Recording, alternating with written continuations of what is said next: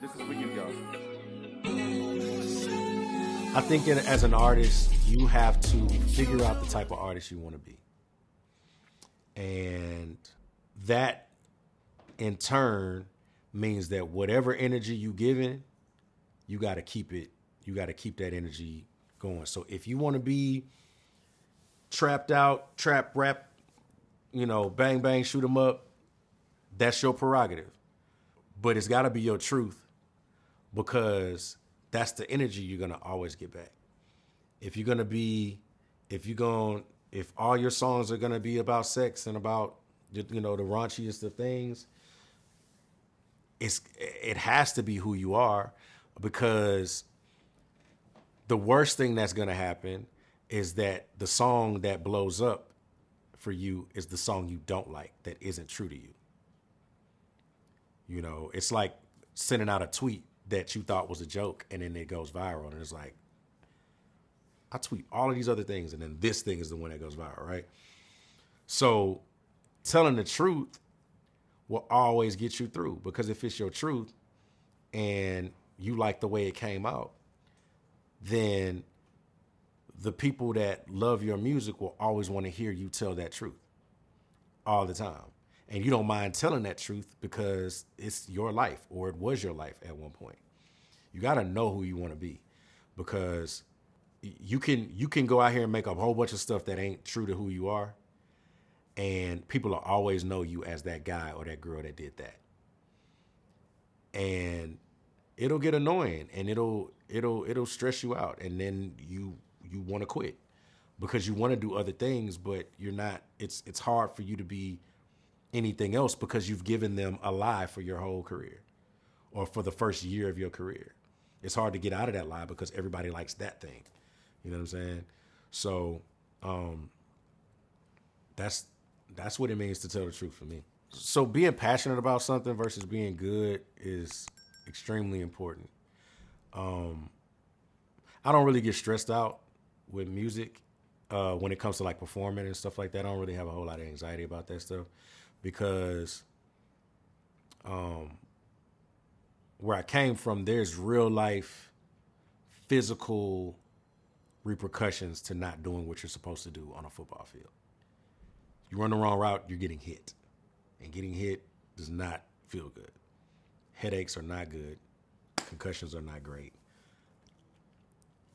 Bruised ribs are not great, right? So in order for you to be really good at that, in order for you to be great at it, you have to have a passion for it, and you have to love it to a point where it's obsessive. You have to be obsessed with something that you want to be great at. You have to have a passion for it. You can't just do anything. You can't do anything and be like, oh, it's cool, and then think you're going to be great at it. You got to be like, no. In the booth, you hit that line, now I can do that better. And you got to do that over and over and over again. On the field, it's, I ran that route wrong. I gotta get that right. Or, man, I dropped a pass today. I need to get back in the lab and catch more passes. You know what I'm saying? And make sure my hands are right. You know what I mean?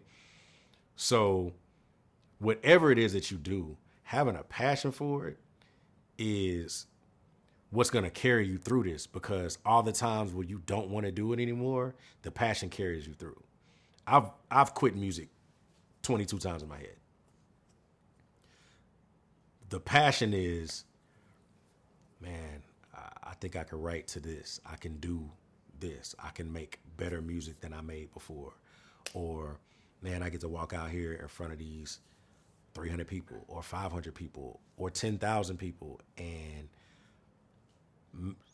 sing and perform my music for a bunch of people that either don't know me or do know me. I get to go across the country or go across the world to like Russia and see all these people that really have a real response to your music. The worst thing that can happen to you on a stage is they just don't like you and you get booed. And that sucks. But you didn't get a concussion from it. You know what I mean? We're not curing cancer, bro. Like we're making music, And then you have that approach, right? We're not curing cancer. We're just out here making music. And then somebody walks up to you and they tell you about how that song carried them through a terrible time in their life, a divorce, an illness, wanting to harm themselves, losing a family member, losing a friend, and how a song of mine helped them through, or helped them through great stuff. Like, I walked down the aisle to your music. I proposed to my girl in this music. I conceived my child to this song. You know, those kind of things, man. Like, it reminds you of what you do it for, and then and then that reignites the passion. When you don't have a passion for it, none of that stuff matters. When people tell you how much they helped you or how much you helped them through something, you're like, whatever. Because you don't even care. You don't even like it that much. And so having that passion is, you know, it's probably the cornerstone to it. Because when you're not making no money, when you're just the artist that nobody knows, but you know you're good at this and you know you can do this, that passion carries you through everything. Sometimes it might feed you, you know, because there's gonna be days where you probably don't eat trying to get on this thing. But that passion carries you through, and you can get through anything through that with that passion. So that's what I would tell anybody doing anything.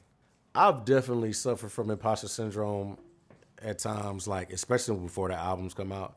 I'm like, man, is this really that good? Because I think it's good, and they seem to think it's good. But is it though? But what stopped me from imposter syndrome, what kind of got me out of that situation is understanding that one day I looked in the mirror and I said, the problem with you, Jack Freeman, is that athlete you and artist you are two different people, and it doesn't have to be that way. And the reason why I said that is because as an artist, you put out a body of work and then you wait for people to tell you that they like it. And you wait for people to tell you that you deserve this award, or that that we like this so much that we're going to keep playing it. It's going to go number one, or whatever it is, right? And you're at the mercy of everybody's opinion. As an athlete, I trained, I worked really hard, and on a football field, if it was 28-7 and I won the game, I don't give a shit if you like me or not, or if you like that it happened. The game was 28-7, and I got more points than you did. On the track, if I cross the finish line before you, that is a black and white thing. There is no, oh, well, he only won because, or this person only did this because, you know, people do that all the time with athletes. Oh, LeBron only won this championship because, well, LeBron won that championship because he does the work in the offseason, and so do his teammates. And he cares enough about his job to go want to win all the time. And he's scoring more points than you. That's how that works. Well, with music, I had to learn that, like, if I like it and I have enough confidence in my ability and I know I put in the work to do it, then I don't really care what you think. So that's how I got over imposter syndrome. It's just being like, nah, you're not an imposter. Like, not only do you like it, but you're also in the same breath being validated by people that you actually respect too. So if they like it too, then, you know, everybody else can just go to hell. What up? It's Jack Freeman, and you are checking out 24/7 HH.